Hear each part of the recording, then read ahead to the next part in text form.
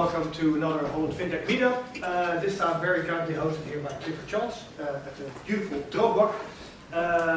Very nice place to be here, downtown Amsterdam. I think it's quite an honor to be here to work, and I think there's a lot of knowledge here as well at the table. I think if you talk about what's going on in fintech on the regulatory and legal side, always an important topic when you talk about fintech as well. After all, most of fintech is about trying to solve legal problems with technology to a large extent. Right? So it's a complex world we navigate in, and technology can help us to actually sort this out a little bit. Very happy to have you here all. My name is 𝐑𝐞𝐠𝐿. I'll be taking you through the presentations and the whole afternoon today. And let's see, there we go.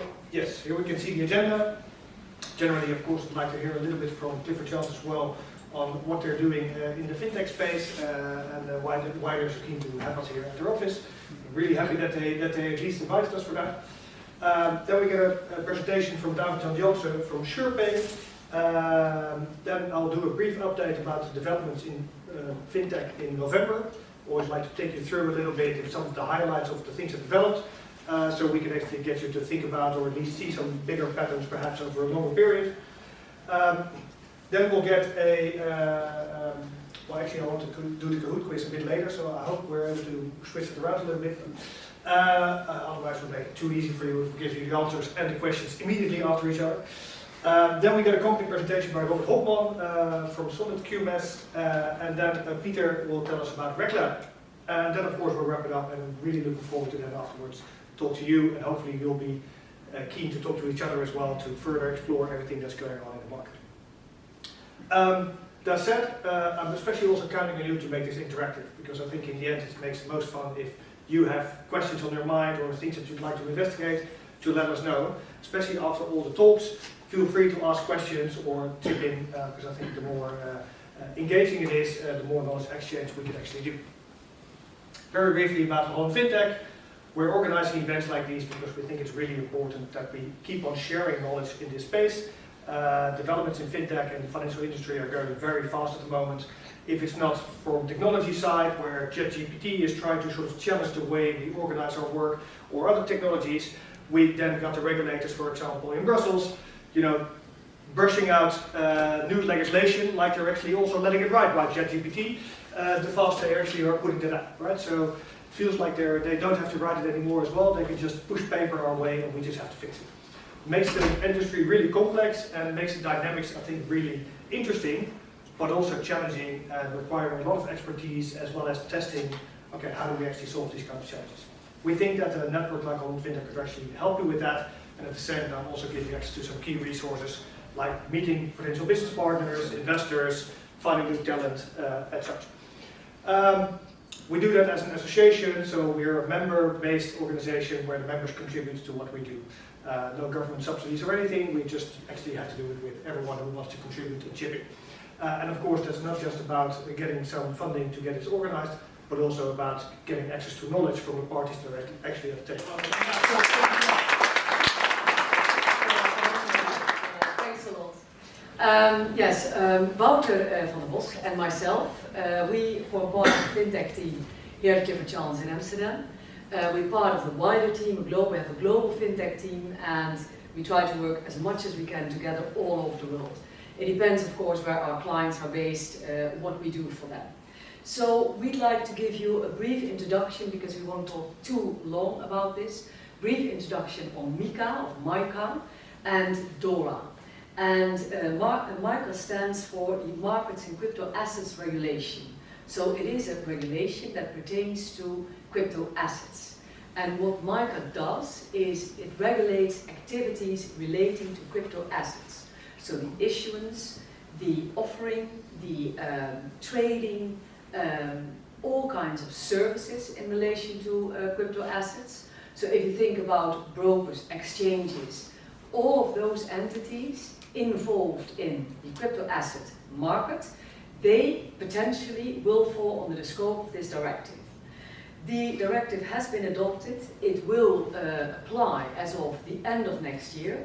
Part of it already mid next year, so it's going really fast now.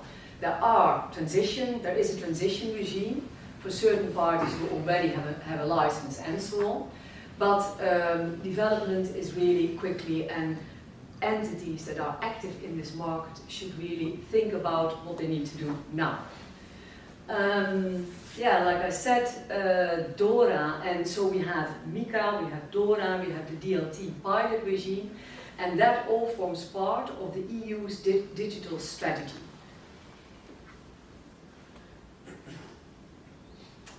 So, if we talk about, I think there are two focus areas. You need to know what is a crypto asset under this regulation and what is a crypto asset service provider. Starting with the latter, so the CASP, the crypto asset service provider, that is a company that performs any or more of the services that are listed. So if you look at those services, you recognize a lot of those services. If you're familiar with MiFID II, that relates to financial instruments, those services are also covered by MiCA, but then in relation to crypto assets. And what you also find if you read the regulation is that you see it is a kind of combination of rules and regulations we already know. So it's a combination of MiFID, of the prospectus regulation, of it's all kinds of regulations for financial instruments we already know. Then the definition of crypto asset is very broad. So it's a digital representation of a value or a right that is able to be transferred and stored electronically using DLT or similar technology. It's a mouthful, but it's a broad definition of crypto asset. So in fact, if you think about any crypto asset, any token minted on the blockchain, you could say, okay, this falls under the scope of this directive. I will talk about that later. Then you have the crypto asset bucket. You have three types of separate types of tokens. And the first one is an e-money token. That is a crypto asset where the value is linked to one official currency. So for instance, linked to the dollar, to the euro. It is a type of stable coin. That term is more familiar, I guess. Then we have the asset reference token, more or less the same, but that crypto asset is not linked to one official currency, but to more, or to commodities, or to other assets that are, so the basis of this token, the value of the token is linked to the underlying assets. That's also how you can describe it. And then you have the utility token, also a crypto asset, but that does something different. That provides access to a good or service. So for instance, it gives access to, you can read something, you can see a film, a movie, you can do other stuff with that. It provides access. What we of course also will see is that e-money tokens, they will be used as a means of payment and or a means of investment, as the arts or asset reference tokens will be. What is, I think, really important if we talk about crypto assets is that you assess whether the crypto asset or token you wish to issue or trade or whatever services you want to provide in relation to a crypto asset, is that it indeed falls under the scope of MiCA. And assets that do not fall under the scope of MiCA are, for instance, financial instruments, because they fall under the scope of MiFID. Electronic money fall under the scope of Electronic Money Directive. Deposits, structured deposits, securitization assets. Also, that is not an exception, but it is just an NFT, so a non-fungible token, which is a unique, a non-indivisible asset, does not fall under the scope of MiCA. What does fall under the scope of MiCA if you fractionalize it? So if you have NFTs, if you divide, so to say, the token into 10 or more or whatever, then that token will fall or may fall under the scope of MiCA. Also, again, depending on what type of instrument it is.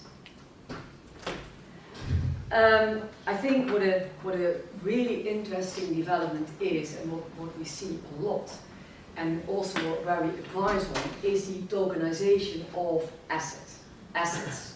So those can be digital assets, physical assets. In fact, anything can be tokenized, can be put on the blockchain and linked to, embedded or linked to an underlying asset.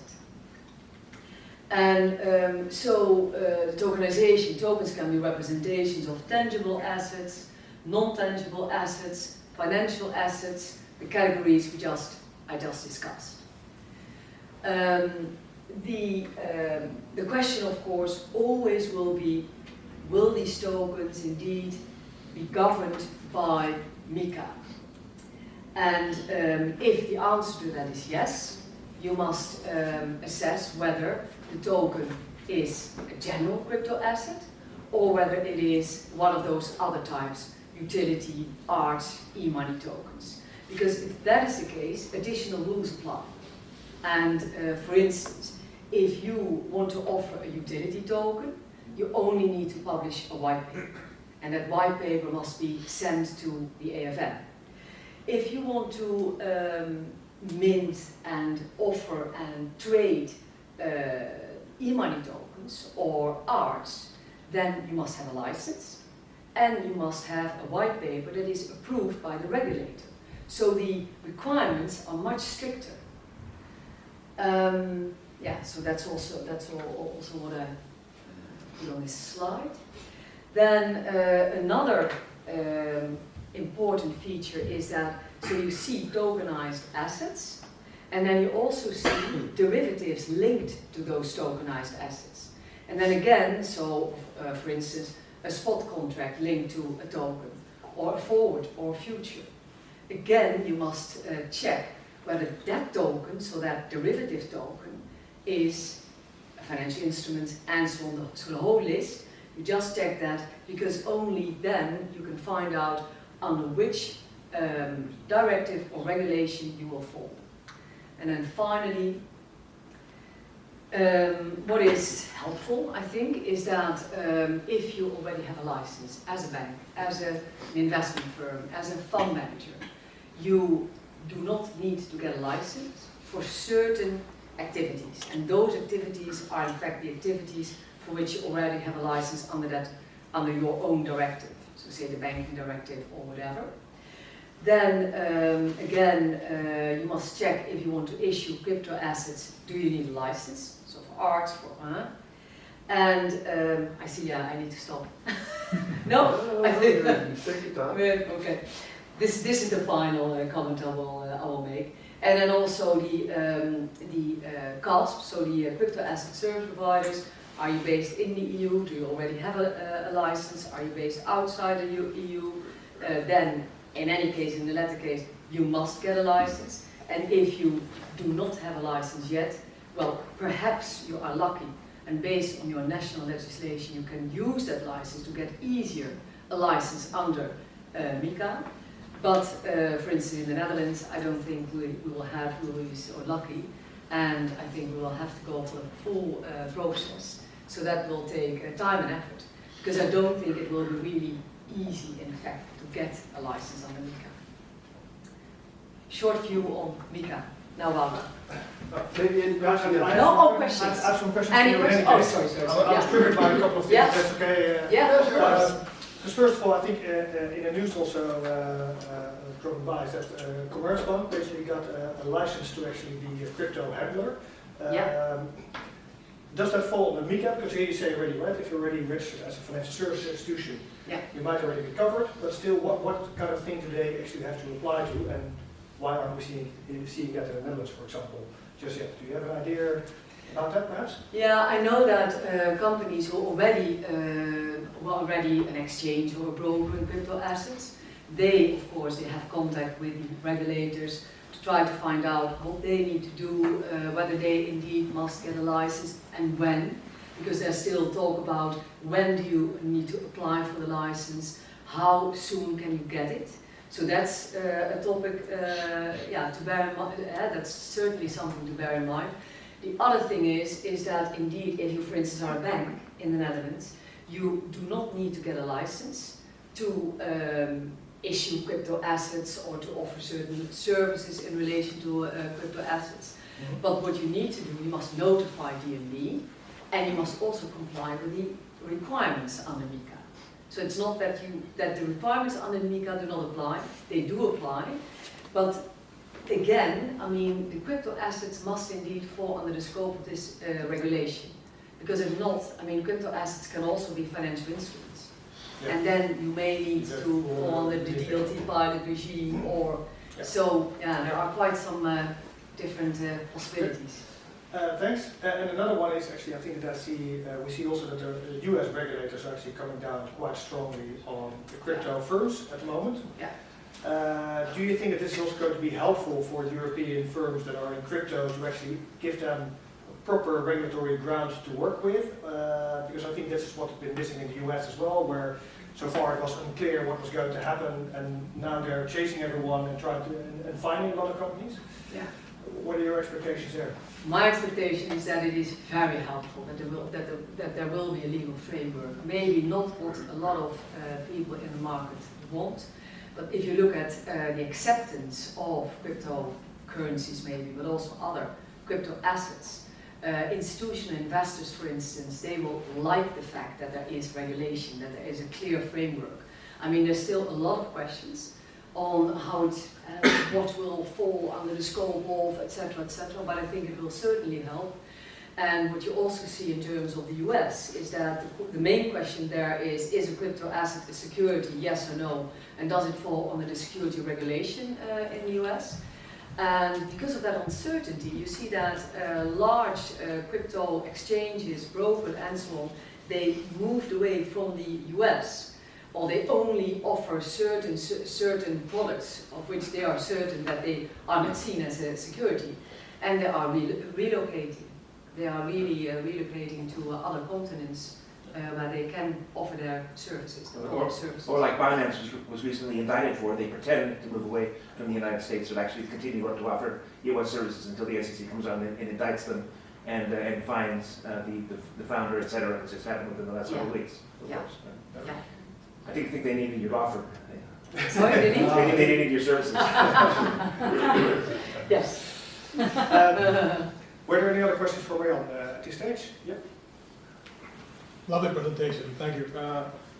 Would the DNB or would somebody in the EU, do you think they would consider a common categorization from the regulator? Like instead of each participant coming up with a list of saying, I offer these assets, please categorize these assets for me. Would there be a better way to do, like from the regulator on, have a categorization that everybody can then refer to? Like this is an art, this is a stable coin, whatever. Yeah, the thing is, of course, that if you talk about tokenization of anything, I mean, that will be a very long list. There will be, from ESMA, there will be guidance on the distinction between crypto assets and financial instruments. So that should in any case help. In terms of qualifications of utility and so on, I don't think we will see that list. I think it will be kind of experience, practice in the market.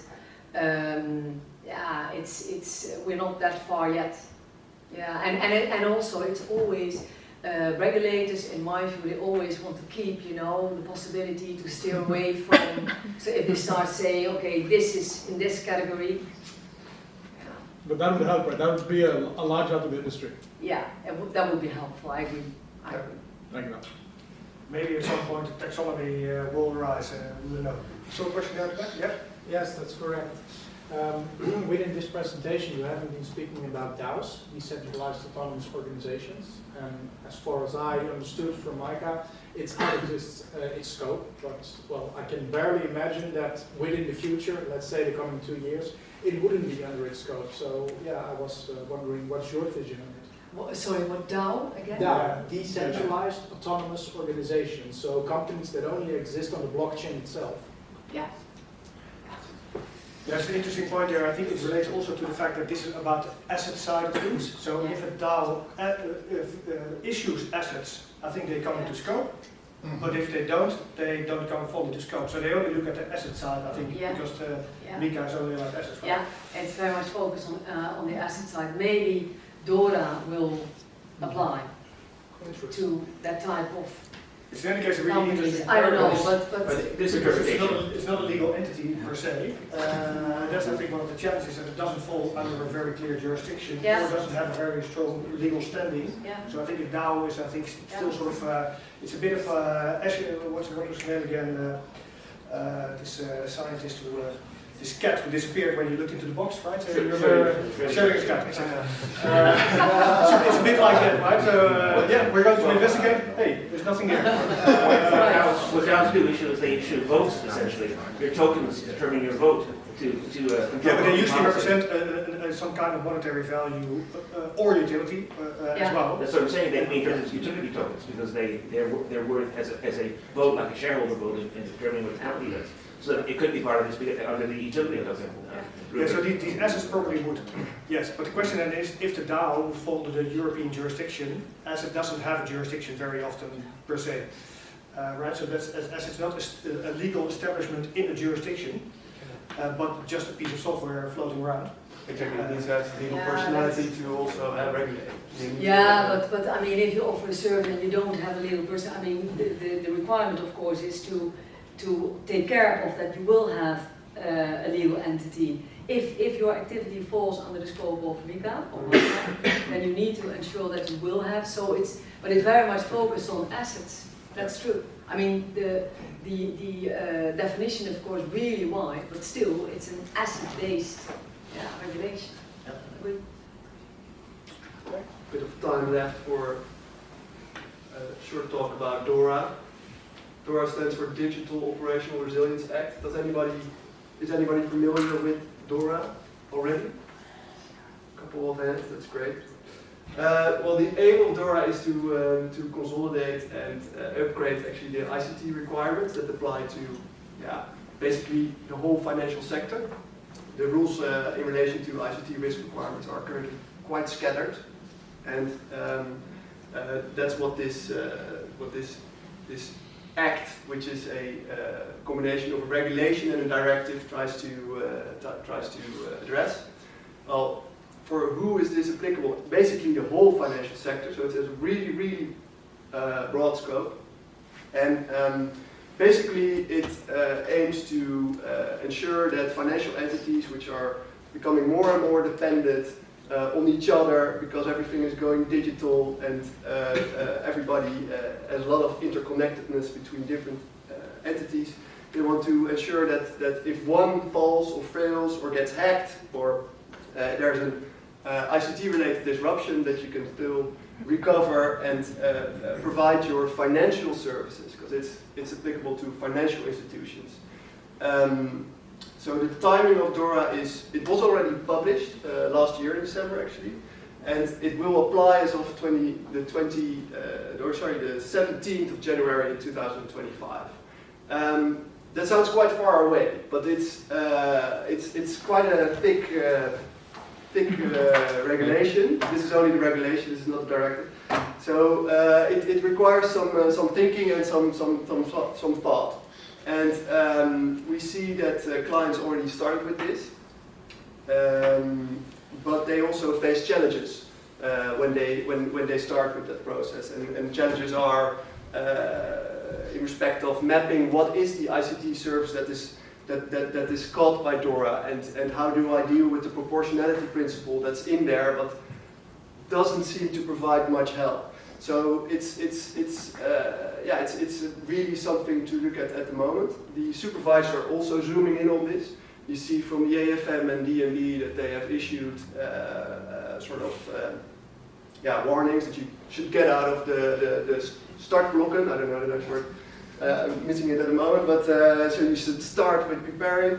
And also they arrange several round tables for financial institutions to discuss with DNB on these kinds of topics. It's very much something which is on the top of mind of regulators. And we also know that they have basically sent out questionnaires throughout the whole of Europe to see, like, okay, what is your DORA plan? What's your budget? How many staff have you attributed to it? So it's a big project for especially bigger financial institutions, and they yeah, they want to ensure that everybody is aware of that. So this is the list of all the entities that fall under it. Well, you can basically say the whole financial sector, including the crypto asset service providers that Marian just discussed. And you also have a special framework for critical ICT third-party service providers. Mouthful, but basically these are ICT service providers that are so big that a lot of financial institutions make use of them. So think about certain cloud service providers, that if all banks have all their data in one or two clouds, if a cloud would fall away, then, well, they would be basically screwed a bit. So that's something that DORA aims to address. And you may think like, okay, maybe I'm not on this list, so it doesn't really apply to me, it's not relevant, but it actually is. Because all these entities will need to ensure that their ICT service providers, so the people that provide ICT services to them, comply with certain rules that are laid down in DORA, where it also applies to people who are actually not in scope of this that do not have to comply with the full package of DORA. Well, the main building blocks of DORA are basically that you need to have an ICT risk management framework, which is basically a lot of requirements. Then you have to have an incident management policy in place and a whole set of rules and policies to make sure that if there's an ICT incident that you can deal with that you can classify if this is a big incident or not, and how you will cope with that. You need to test all your ICT infrastructure, and also you need to manage your ICT third-party risk. And actually, I want to zoom in on the last part, so the ICT third-party risk, because I thought maybe that's also a bit more interesting for people here. So as I said, DORA basically lays down both principles and contractual requirements that apply to ICT service providers or third-party providers, and you need to manage the risk that comes with using third parties to rely on their ICT. You will need to properly identify and classify your ICT contract. That can be quite a process. There was a information request from the Dutch Central Bank to a couple of financial institutions, and they asked them how many ICT contracts do you have in place, and the answers varied from like 10 to 1,000. So there's a big difference in how people apply the definition of ICT services. But ICT services, as defined on the DORA, is quite broad, and that also makes it a bit difficult to deal with. So the bit that you need to get right is identify the right ICT service and classify them.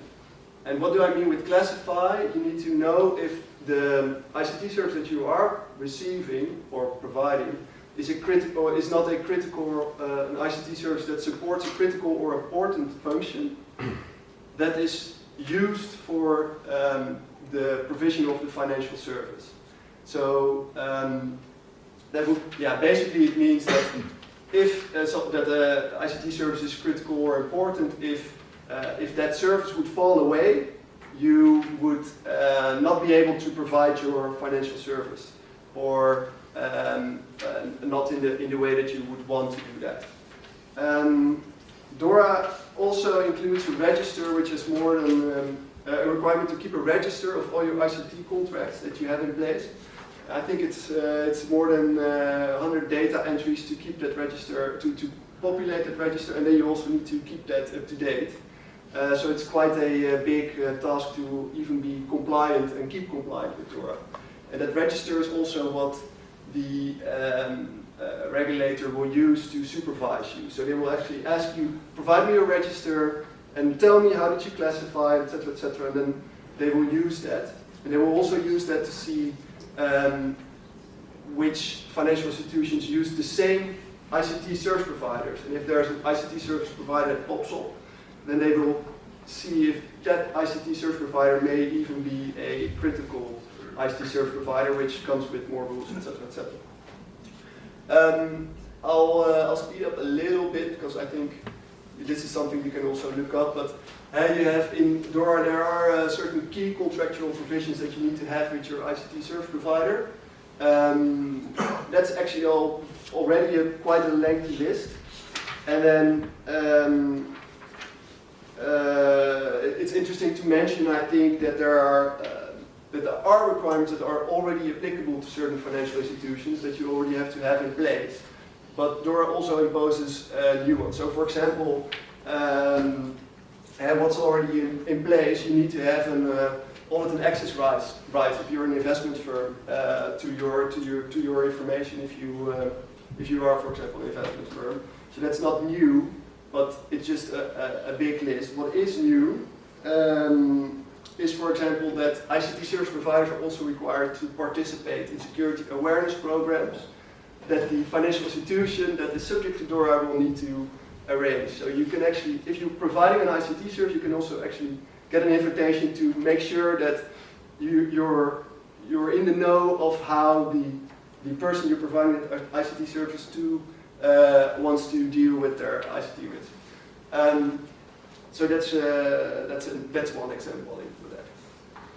And then you have also, if you categorize your ICT service as a critical or important service, then you get even more stringent rules on what you need to have in the contract to comply with DORA. I'll not go through this list. I think what's important to notice is this is also the last slide. I think what's important to know is that it's not too soon to start preparing. Actually, it's rather 2 for 12 actually. So you really should really start doing that if you are subject to DORA. What you can do is you can first start with basically mapping your whole ICT landscape, see which contracts are in scope, and make a map of that, and then carry out the gap analysis between the rules that currently apply to you and the rules that apply on the basis of DORA. And in principle, DORA harmonized a lot of rules, so for a great part you can harness what you already have, but you need to know what the delta is between the requirements that DORA imposes and the requirements that you are currently already complying with as a financial institution. And then the last one, on a contractual level, it's also very important to make sure that you start engaging with your service providers. And if you are a service provider, you can expect that somebody will engage with you, I guess, to discuss the contractual requirements that follow from DORA, but also to maybe negotiate certain principles that are in DORA, which are a bit ambiguous, and may require some negotiation on both ends. So that's also something, which may take time to do. I think that's it from my side. Thank you.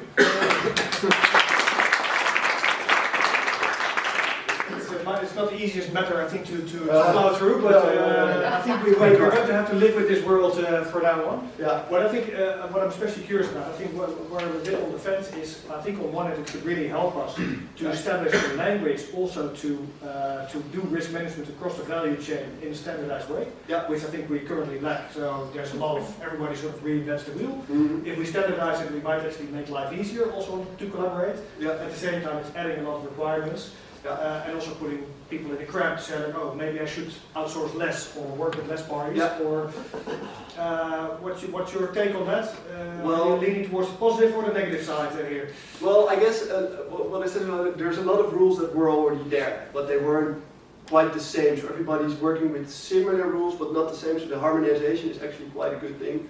I think what went a bit overboard with DORA is that, especially in terms of proportionality, like the big banks, okay, fine, you need to do the whole full Monty, but if you are just you're just starting and you have just received your payment service rights or something, and you need to have this whole ICT risk management framework, and you're and everything what comes with it in place, I think it's a bit, yeah, it can be a bit overwhelming. And what I miss a bit in DORA is also the proportionality principle, because there is actually an article on proportionality, but it does not help as much as you would hope. Yeah.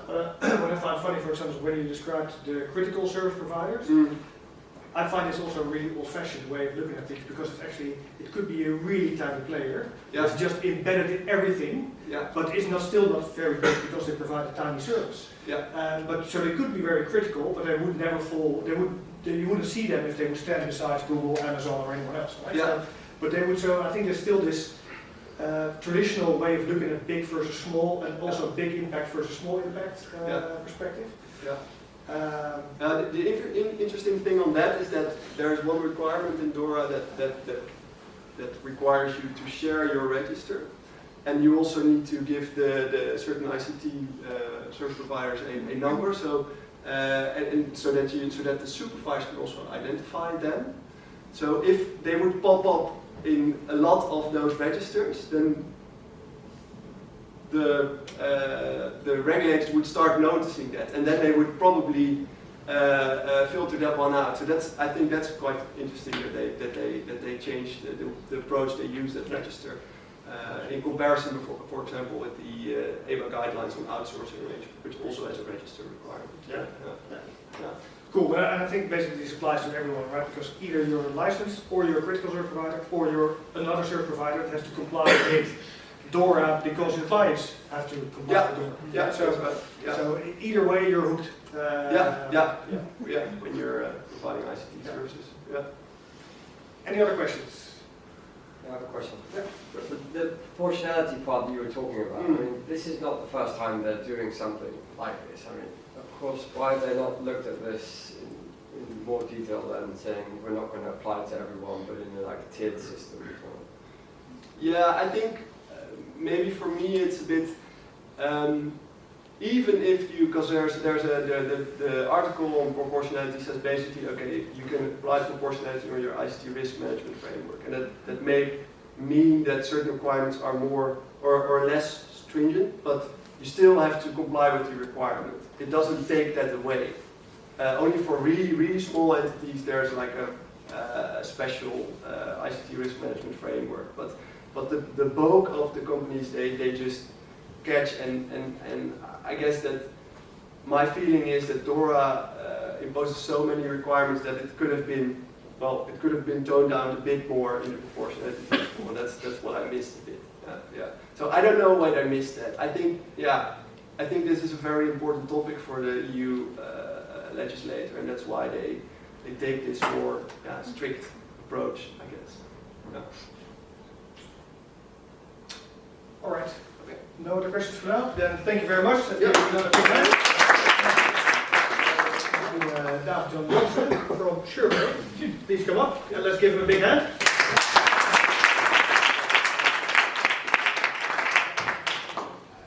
Right, good. Well, thank you for having me here. A large audience, and actually I don't see that much familiar faces, so let's do a small research here. So who is working for a legal company? Who is a legal advisor? Who is working for a company? Who is working for a fintech, a startup, let's say a startup? Scheele? Yep, alright. And who's self-employed? Super. Well, good that there are not too many legal advisors here. And I've also got a question for you, so I hope you took notice of the last presentation, because the question on one slide will be, are we DORA regulated or not? So that's directly a good question. Alright, let's go. So I'm David Janse, I'm the co-founder of SurePay. I worked all my career actually for Rabobank, not because I wanted to, but it was more all the beautiful things that I could have done there. I started on all the buzzwords, so I've done all the buzzwords. I started when internet was new, and later on mobile and data and open banking, all this other stuff. And then in 2016 we started SurePay together with Marcel as a new entity. All right, what are we doing? What's our goal? Our goal is protecting the world through confirmation of key. The question is, what's confirmation of key? I take you a little bit through our journey, a little bit about the concept itself. You use it every day, so I think you want to understand the concept.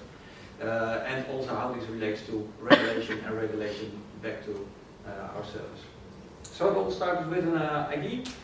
So we did a pitch at Rabobank, a moonshot campaign, and of course we were one of the best pitches ever. So we could start with some funding, and we followed the lean startup method at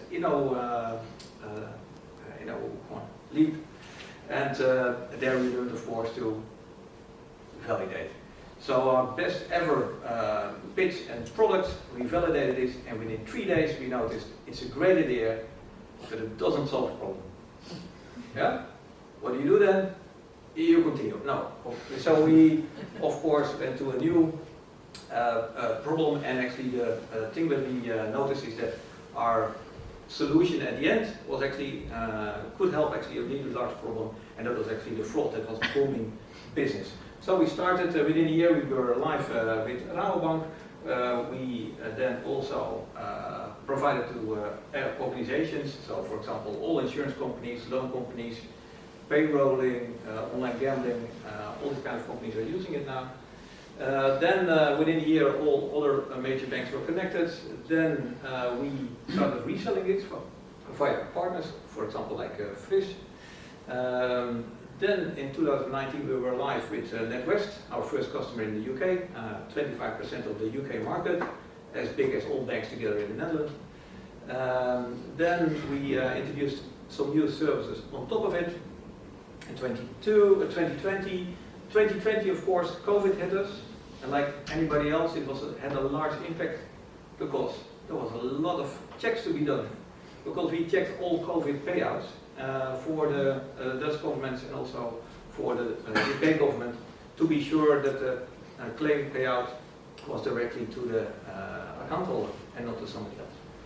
So that was a big opportunity. Then in 2020 actually we became our own entity. In 2021 we had new VCs, 2 new VCs, so we have now 3.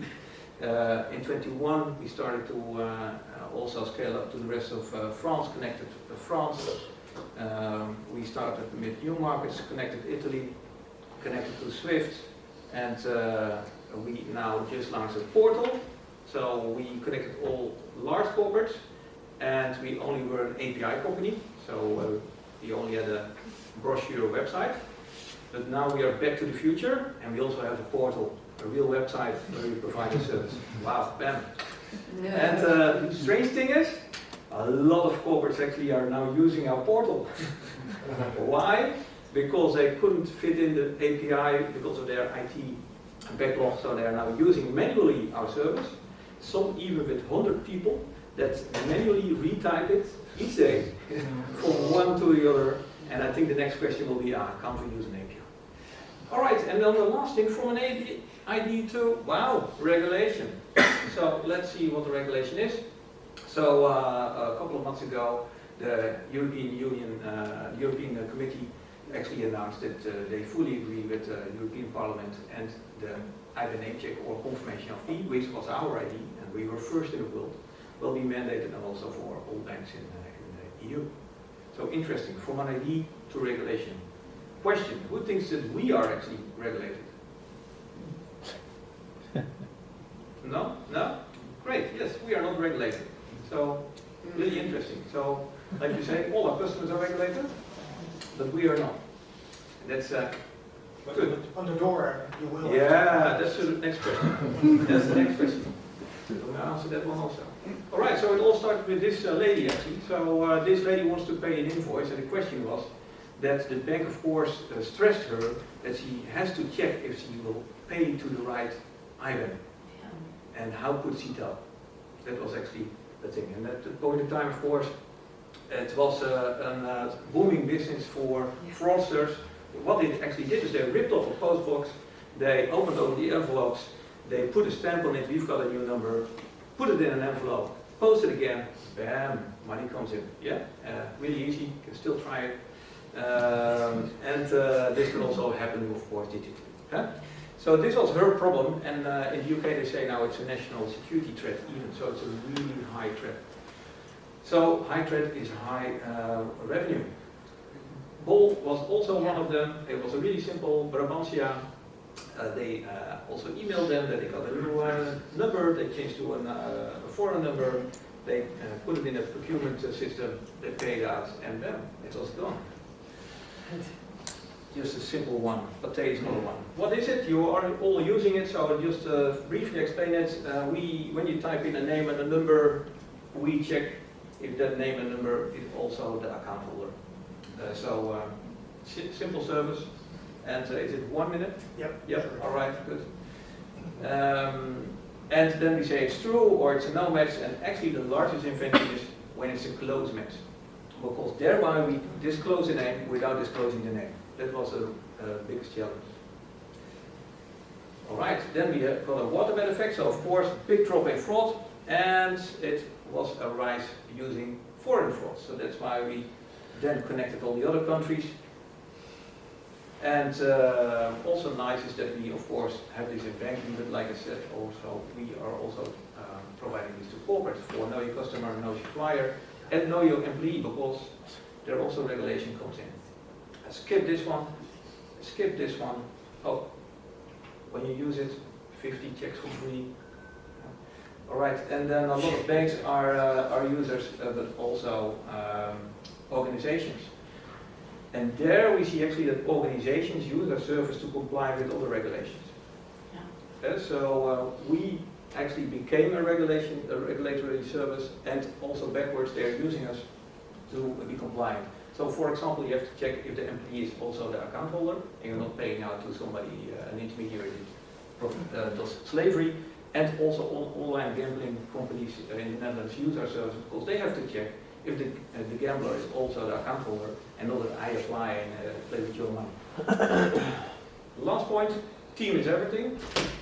Fun fact, we have our own legal team. Sorry. And we've got two now, so since a month we've got an extra. It's Willem and Vanessa. One is 24 and one is 30. One is the senior, one is the junior. And they check if we are compliant with DORA.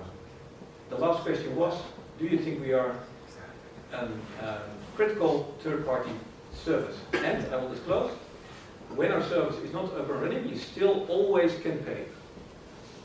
And so you always can neglect our service. Or if you are not up and running, you can always pay. So are we critical or aren't we critical? Critical? Non-critical? Yeah.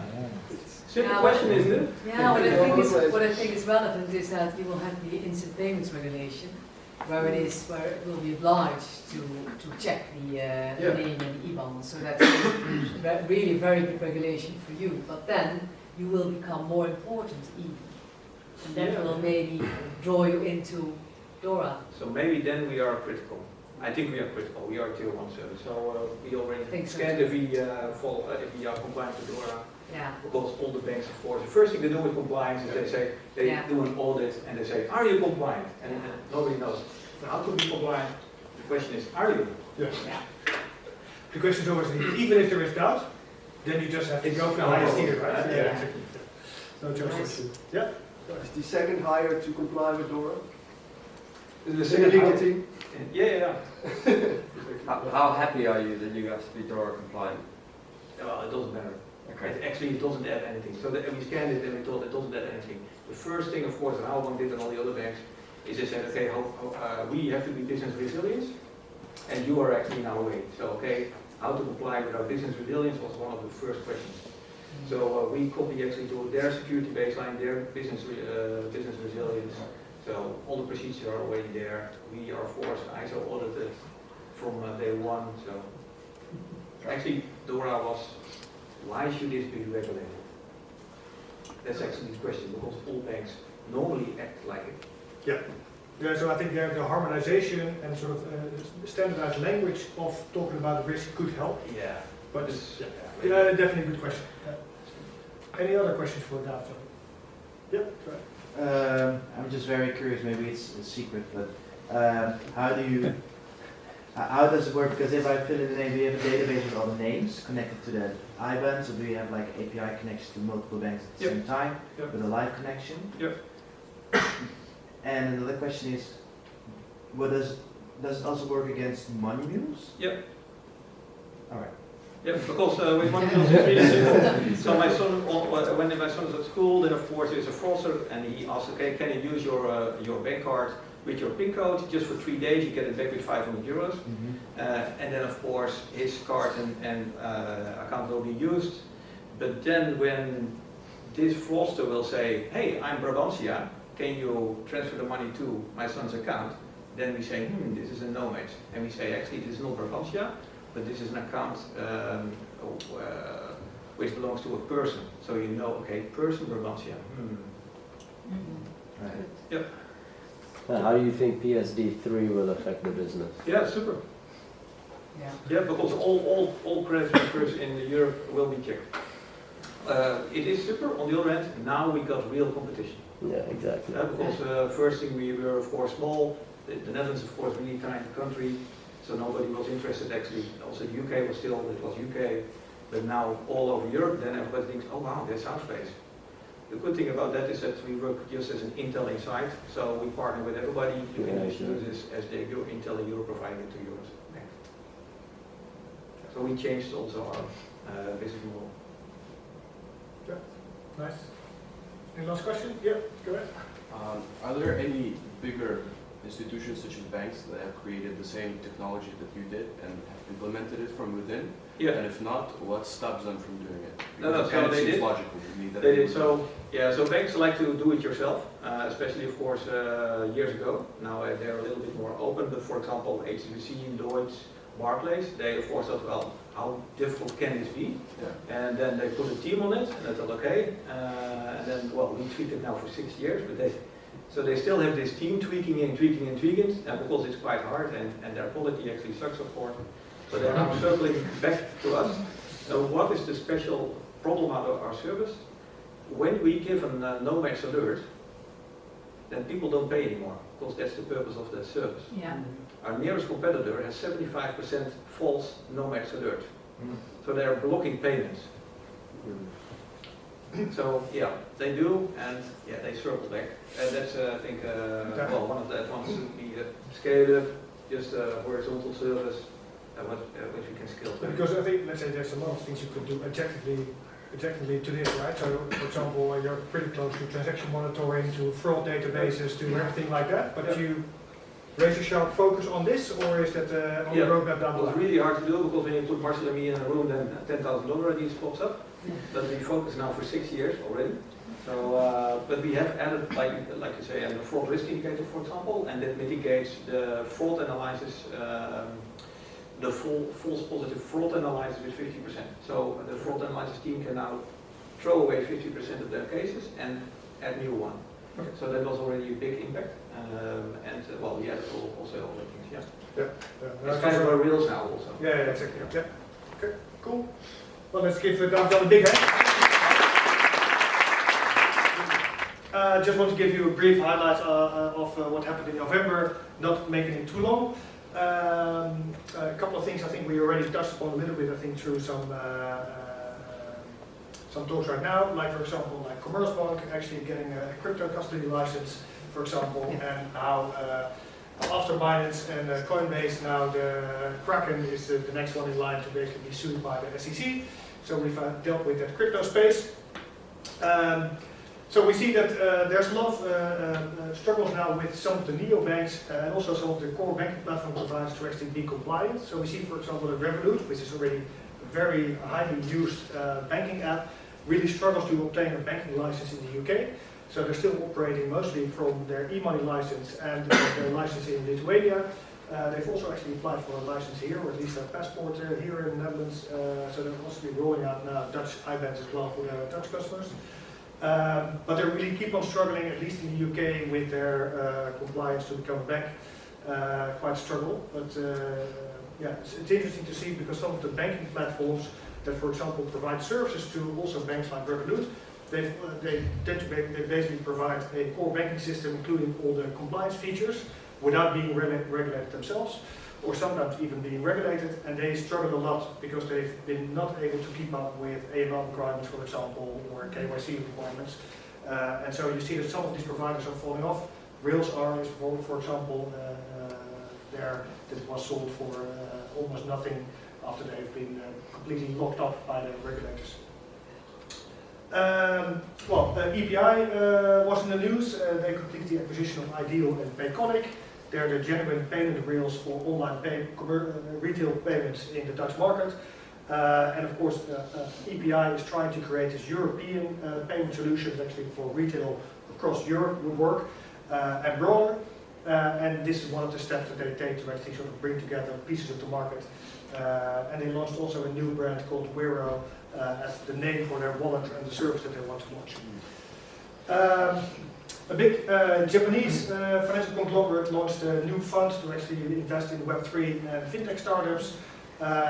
In Japan, you see that they've been struggling a lot with their economy, and also digitization went, well, in sort of sometimes very fast, sometimes very slow. So I think some of you might still know all these digital animals you could actually take care of as a sort of a digital pet in the 90s, and they were very, very early on with smartphones and such.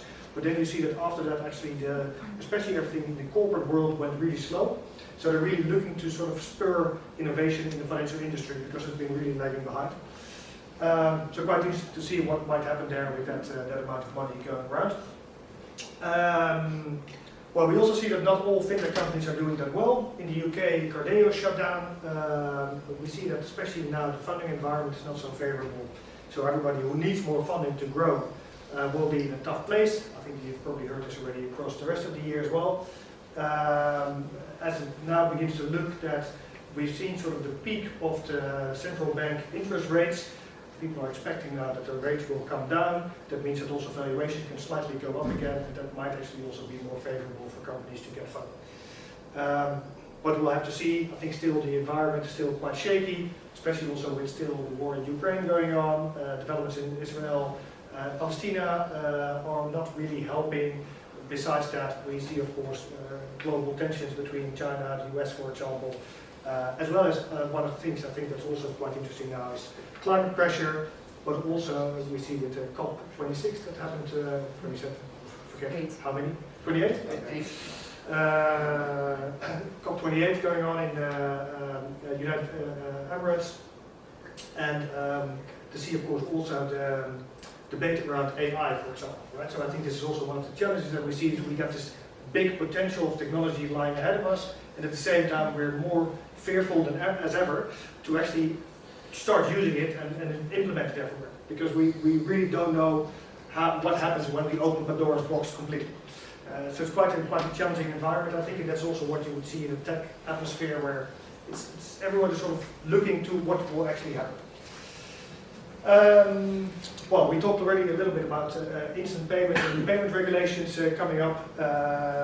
It's interesting that they actually are opening up the payment rails at the central bank to non-banks. Right? So before, everyone, if you were in a fintech company, you had to have a deal with the bank to give you access to the actual payment rails that runs on central bank. But now they actually give you also, as an e-money institution or a stablecoin issuer, you can actually get directly access to that. Quite a nice development, I think, from a more competitive and open landscape perspective. Interesting one as well, I think that we see more and more collaboration. So all the neobanks that usually started with very simple, very compact product offering, we see now that they're expanding their services, but some of them do that with everything in-house, but a lot of them take this partner strategy, like for example between Funding Circle and Attendees, right, to be able to provide SME credit. They use the capabilities for funding of Funding Circle and provide that through the banking infrastructure of Attendees. Quite a nice collaboration, I think, to highlight. Well, even though crypto is very much on the rise these days, maybe also due to the upcoming crypto regulations, but also I think since FTX and everything is sort of fading away in our memory, we see that crypto is again on the rise from a valuation perspective. There's still trouble going on, as we see that there's 2 crypto firms were hacked and got $150 million stolen. So still really be careful in this space. Digital identity, again, well, you can see already here, Europe is keeps on being active in pushing out new regulations, right? Also on EID, they managed to raise an agreement. An interesting one as well is that, well, we know that, I talked just a little bit about the fact that the valuations are lower at the moment and it's a lot more difficult to raise funding. It also means that companies are more attractive to buy. So a strategic buy is actually much better right now because the prices are lower. And this is where you see, for example, that Deutsche Börse was relatively active recently with some acquisitions, and they're putting some of these acquisitions now together, one in the data provider space, together with the trading part. Quite interesting to see as well. I think they're sort of putting together this portfolio of fintech companies now under their Deutsche Börse investment fund. Any news that I missed? Anything that you picked up and said like, hey, but wait a minute, wasn't this also going on? Trade Republic also got a banking license. Yeah, Mhm. yeah, nice. Yeah, indeed. Trade Republic got a banking license. I think the CEO of Revolut hired a lady called Francesca who previously banked. Yeah. Yeah. Yes, she was indeed previous banker at Yeah. Deutsche Bank and Barclays, if I'm not mistaken. Yeah, correct. Well, hopefully that goes better than before. Indeed, indeed. Yeah, that's definitely. Let's hope that she's convincing towards the regulators. Yeah. Yeah. It may be interesting to see that bookkeeping companies more and more have their own accounts. So you can have Yeah. do real payments from the bookkeeping company itself, of course via others, but Yeah, so you mean that they basically have their virtual IBAN connected to accounts. Yeah. you don't need a bank anymore. No, so I think that's indeed sort of the whole embedded finance movement where indeed anything can be turned into an IBAN individually. I was also, for example, actually today I was doing a reclaim from 𝐵Pay, which is like the national public transport payment system nowadays, and you actually get per transaction, you get your own IBAN, so you can actually go back with that number specifically to reclaim a specific amount that was deducted from your account, because it actually gets wired to a specific IBAN in that case. So it's quite an interesting technology as well, and I think this is actually becoming much more available also to prevent fraud and really make sure that you can identify transactions much better than before. Yeah, definitely an interesting point. That's it. Thanks. The rest comes during drinks, right? Just a few other remarks before we head on. These were the biggest funding rounds across the world. So Club Alpha was the biggest one with an investment of 467 million, like for free. Next Insurance was second, also doing quite well with 248 million, and Nucleus Commercial Finance with 231 million euros, also doing quite well. So you see, I think that this is actually, you could always discuss a little bit whether this is fintech, yes or no, but they focus a lot on the financial side as well, and these tools are really usable for financial companies. If we then look at the Dutch market, at the largest four, we got Silverflow, really interesting company as well. They basically provide payment infrastructure to banks. So they basically allow you to create your own issuing platform. Quite nice billing platform, Solvimon, also a really nice one. Revenue got funded, and Stabler. Stabler was founded actually a crypto company by the previous people up behind Payvision. So it's also quite an interesting one that they're popping up again. Still have a bit of money from the deal with ING, and they can start going again in the That's that. Then just some briefly. So we take this news, by the way, from our newsletter that we share every Friday, so you can read up on the developments every week. We just want to provide some highlights on a monthly basis so you can get a grasp of that. We do a lot of research that we refer to in the newsletters, but just to highlight something. It's quite interesting to see, I think, on how Cisco did some research in the usage of AI. You see that there's actually, you see that most companies actually realize that they're completely not ready yet to work with this. And really have a lot of questions to work with it, but also to actually get their employees on board with this. And especially there to the actions that are required to build trust. So not just for employees, but actually and regulators, but for example also with customers who are currently also very often worried about the use of data and the impact of algorithm use in their lives.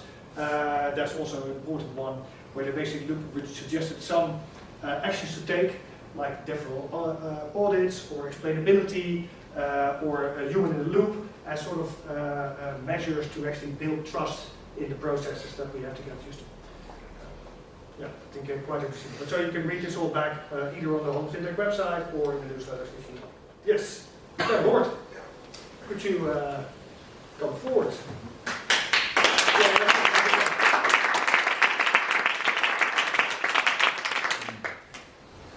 Shall I give you a 1 minute signal?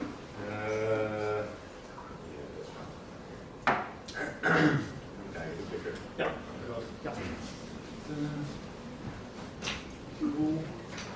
Yeah. So a lot of things about hello. Yeah. So Meetup, SolidQMS. Short presentation. I'm like an IT provider, but starting my second company now. It's called SolidQMS. And these are two doves with something around their with a claw to communicate. This was how it's done 100 years ago. And now we were asked to talk about the client use case, but we don't have any clients so far. So that's just for your interest. And we do not talk about the product, but we are going to talk about everything around it. What is the team? We have experience in ChatGPT 4.0, so that's the premium version. Auditing, aerospace engineering, and mathematics. Yeah, a team of guys. So, why do we start this new company? Like, there's already like many companies. Why? What is different? I think before we share our product, it's important to share the why, because philosophy is really important. Yeah, in this market, the governance, risk, and compliance market, it's a big market, 120 billion. There are many established interests, and not that much innovation happens, and we like to challenge these established interests, and that's really our thing, to challenge the established interests, and yeah, clients love it. That's from the marketing team, I think. So what's the difference? Many platforms currently in this, let's say the compliance side, really gather evidence after the fact. So something happens and then we collect it in the compliance tool, in the quality tool, in the risk tool. And our platform, or at least that's the idea, is integrated in the day-to-day business. So while you do things, you directly put it in the system. So quality or governance or staying compliant is a byproduct. That's really important. So we also have a customer philosophy. What does our customer want? They want answers quickly. For example, David wants to know, okay, are we compliant? Yes or no? That's the only thing. From an IT background, we try to do everything very, we make things fast. So if you search for something, we want a direct answer. Are we compliant, yes or no? Or what is the trend, or what is the root cause, or any questions? So that's really our focus. And also to get a better understanding. So the relationships between certain factors should be new for the customer. Then we have a product philosophy. We start with the ISO 9001, and then we can build out our product on 45001, 14000, and the 27000. So that's the info security. But there's many more we can grow into the industry. And then finally, we have some company-specific things how you can customize the tool. Automation usually starts like this, with a spreadsheet first, then spreadsheet with versions. Then, yeah, what happens then? We want to improve, but how do we do that? Then a quality management system, and then an integrated management system. So you really try to combine all the standards into one tool. Agenda, we're already like somewhere in the presentation. What else is on the agenda? Target market, risk of market competition, and a lot of other parts. So the target market, it's not just fintech. These are like the parts we are really targeting, like heavily regulated markets, manufacturing, heavy equipment, machines, tooling, but also transport, like logistics company and services, legal, tax, and finance. So what are the risks of the market? Intense competition, there's established players, significant recurring investment is needed into the product because, yeah, there's already a lot of like interest in this part, the compliance parts, and it requires understanding of laws and regulations. So what is the competition? 𝐞𝐞𝐠𝐿, Vanta, Bota, XP, and 𝐾 Digital. Does anyone of you know any of these competitors? No one? No one in compliance? David, maybe? Always, yeah.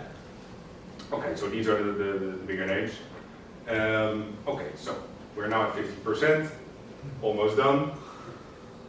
Compliance, what is it? Yeah, an endless bureaucratic process, a never-ending pile of documents, strict rules, no creativity, no room for innovation, no excitement, and no room for opportunities. It's yeah, quite sad. But anyways, we try to make it fun. So, for example, some of you might know this risk matrix. This is one of the parts of our tool currently, where you can see, okay, what is the current risk and how do we mitigate this risk. So, what is a company? You have the plan, do, check, act cycle. You have an ID, you execute the ID, you evaluate it, and then you adjust the ID. We are specialized in the evaluation stage, so you have non-conformities, opportunities for improvement, a discipline to actually solve, or like find the root cause and solve it. And there's many more tooling that we're building into this product. The quality pyramid.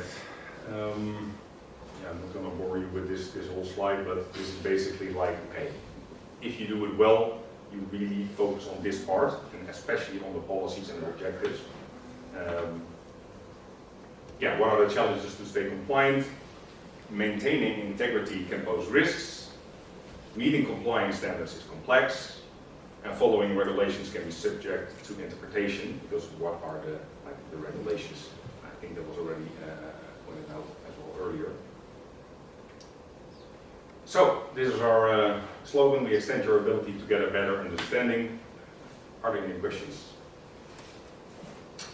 Well, thank you. Definitely some questions. So what's your, I think your basically the quality management system, that is, I think could be a really important bridge between, I think, what companies are trying to accomplish and to basically convey the message that they're doing a good job towards the regulator. Mm-hmm. Are you experienced in that? So do you have experience in working with regulatory reporting, for example, yep. Or and does it, or basically are you certified yourself with the ISO standards to be able to do so? How does that work? Yeah, so a little bit of the background. I'm now 7 years an operator owner as an IT company. So we are an agency, we do software strategy, and I'm like an incident manager basically. So I do that day to day. I currently have incidents going. Yeah, and then the question is, okay, how do we manage this better? So you start with, okay, classification of the incident or the contracts even, that's where it really starts. So we start with contracts, then the incidents, and this was really something where we can say, hey, we have the IT perspective, but we were looking for someone that is actually an auditor, that does this from the other side, that has the domain knowledge. We found him, he's also here, Jos.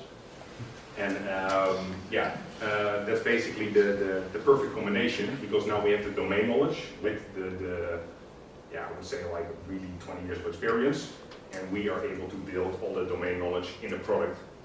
Yeah, that's the thing. So do you think is it well applicable for basically anyone in financial services or even broader? What kind of target market would you be looking at mostly as type of companies or sizes of companies, for example? Yeah, so we're currently at the idea stage of David, I would say, like we're validating. So we built a portfolio of solutions like risk diagnosis, a couple of like tools internally, like how to actually like do your day-to-day operations. I would say small and medium-sized enterprises, that's the first target market. Yeah, and slowly expanding and broadening the product as well. Okay. Thanks. Any questions for over here in the room? Anyone? You're all really happy to just use quality management services systems? That's quite a tough topic. I think indeed if you're not in compliance, you might not be the biggest fan or knowledgeable about this, but I think it's definitely a really interesting tooling. What do you need as the next? So I think validation of customers, right? So you need potential customers to look at your solution. Yeah, that's it. That's the most important part now? Yeah. Okay. Well, that's your homework. If you know anyone who might be looking for this from any kind of regular perspective, please approach him. I think, thank you very much. Let's give him a big hand. Let's give Pieter a big hand, everyone.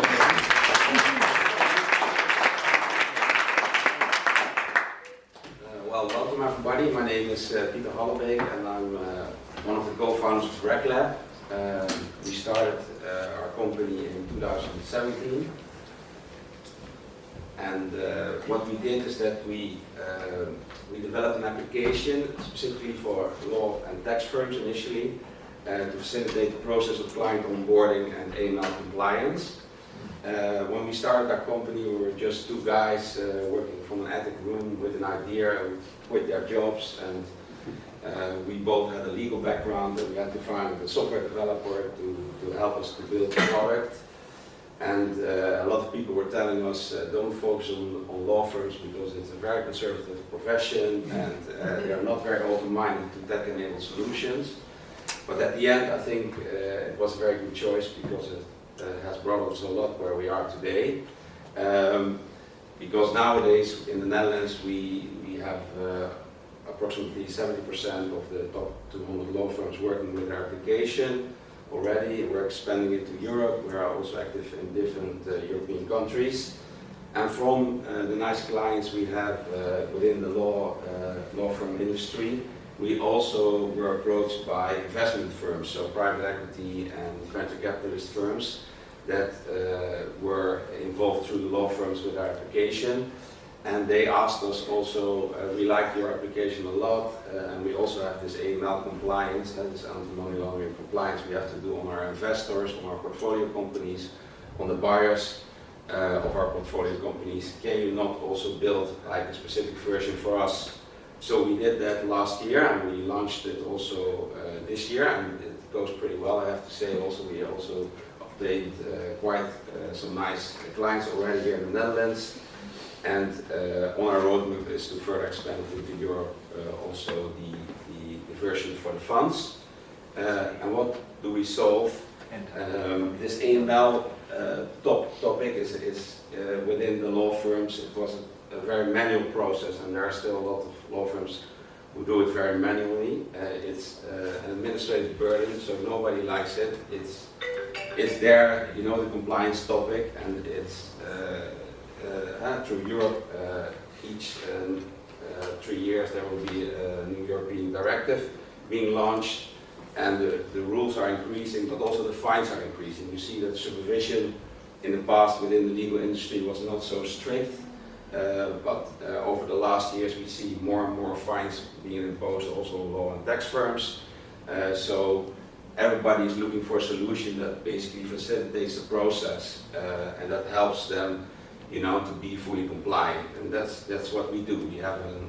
We have built an application that facilitates the whole process. What you see in the market that there are a lot of solutions for AML, but they are not, you know, really focused on specific professions like law and tax firms, like we built. There are more generic solutions, and what helps a lot is that our solution basically is a complete solution, and it helps them to be fully compliant in that sense. What also helped is that when we started our company, we are a SaaS company. So if you look at the composition of the staff we have in our company, it's not, I would say, the typical SaaS company, because we have relatively a lot of lawyers working in our company. And because we thought, okay, in order to be successful, we have to be close also to the regulators, and we have to always be one step ahead, you know, of new regulations, and to keep track also of any developments that are relevant for our clients. So that's why we hired a big team of compliance experts, people with a legal background, and that has brought us also a lot, and I think that's also part of our success. So we have very close ties also with regulators. And now expanding into other European countries, for example, we are doing that in the same way. So we also have lawyers from other European countries now working at our office, and they help us to better understand the process in their specific jurisdiction, but also to have these close ties with regulators. Check. Yeah, and the streamlined process we're offering, so it's a predefined process. The AML legislation, they provide for open standards, and that's the tough part. So basically the regulator, they expect that an institution, it can be a law firm, it can also be a financial institution, that they have their own policy in place and that they provide own guidelines to comply with these open standards. And what we did is we predefined this process so it makes it much easier for law and tax firms, but also for example, investment firms to comply. It's not like a type of solution where you have to put your own knowledge in the system. It's already predefined. And what we do is we gather with our biggest clients to further develop our application. So we organize sessions like these, roundtable sessions, and our biggest clients are invited there. And they define the agenda of our development team. So they define also what is needed on short term and long term in terms of where our product has to go. And I think that's also, yeah, it works very well for us because we have a very good connection with our clients and we make the client important, of course, and they also can have an influence on where the product is going. This was in short my presentation. I understood I only had 5 minutes, so I think I'm within the time. I'm open to any questions you might have. Yeah, thank you.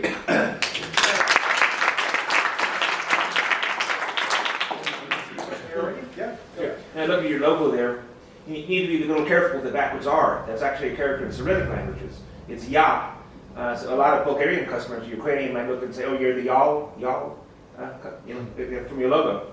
Okay, be careful about backwards R's. That's a character in Cyrillic languages. Okay. Good tip. Yeah, go ahead. I'm curious how, because you said 75% of the legal market is a client of yours. Yeah. And this AML tooling market is very, I don't know if you can call it saturated or competitive. What is your USP that you got 75% of the market? Yeah, I think it's a streamlined process. So we have a predefined process. Most AML solutions in the market are, we call that name checkers, databases where you can put names of your client, and it's being checked against sanctions, etc. But that means that you still have to have on the site a process to collect the information from the client and to record it in some way, the assessment of the risk, and that's in our solution. It's all combined. So you have an own environment, for example, for a law firm, and they can involve their client to provide the information, and the verification is done automatically then.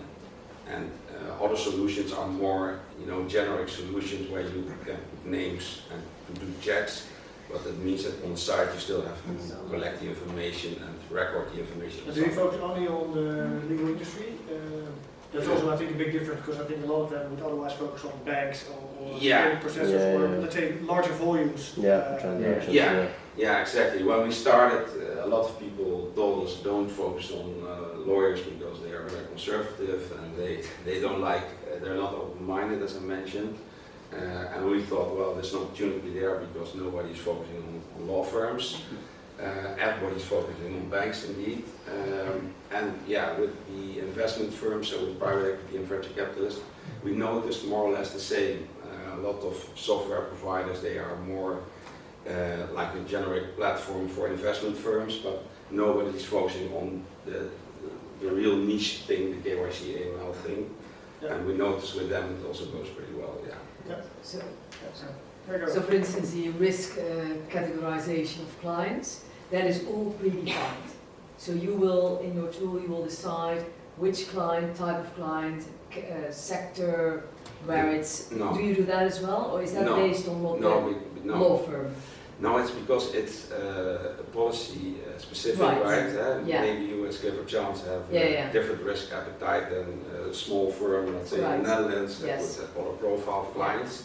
And it's also from the law, it's required that you have your own responsibility in that respect. So if you automate everything, so you have like a risk score and everything is automated, most larger law firms don't like this because they say, okay, but we have the lawyers here working and they have their own responsibility there.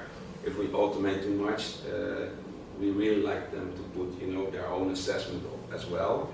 But what the application does, it provides like the basic indicators. So you can see a politically exposed person is involved, high-risk country is involved, the industry, and on the basis of that you can make your own assessment. Yeah, the that risk can be profile. high or low, Exactly. depending on Yeah. what your risk appetite Yeah, is in that. Yeah, in but that respect. I think maybe in the future, if you look at our roadmap, we will automate a little bit further this, but it will never be fully automated because, well, the law stipulates that you have to make your own assessment, and also our clients, they tell us don't automate too much. So it's always a balance between, friendliness of the application towards own responsibility, basically. Yeah, that was half the same question. It was more like that the ultimate risk, if anything goes wrong, remains with the client and is not mitigated fully to your firm. Yeah, we have it in the contract. No, it's also that, well, in the Netherlands it's called the WWFT, the AML legislation, and basically the WWFT stipulates that each institution, they can use applications or they can outsource part of the work to a consultancy firm, but it remains their own responsibility. Also a lot of, I think, law firms, for example, they work with all law firms and they receive like a KYC package from the other firm, and the other firm tells them, I have a nice job for you, and we already did the KYC, so you have to be comfortable with that. But the thing is that they always have to make their own assessment because the risk appetite for a specific firm can be different from one to the other. Yeah. Thanks. Any other question still? Well, then let's give you a big hand. Thank you. Then, David John, you were rated as the best presenter here today, so thank you very much for your.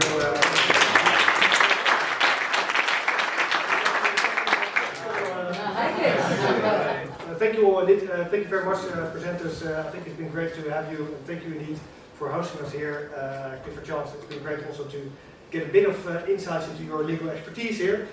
Some really relevant topics. In any case, I want to address to that as well. For you, of course, also an umbrella. Very good. It's wide enough for the two of you. On the 22nd of May, we've got Fintech Meets a Regulator event coming up. Oh, this one we had already.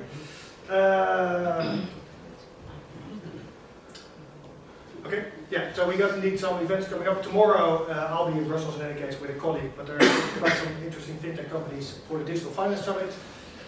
We have an investor startup matchmaking session coming up. We're almost done with the selections, so if you're interested in that, please hurry up.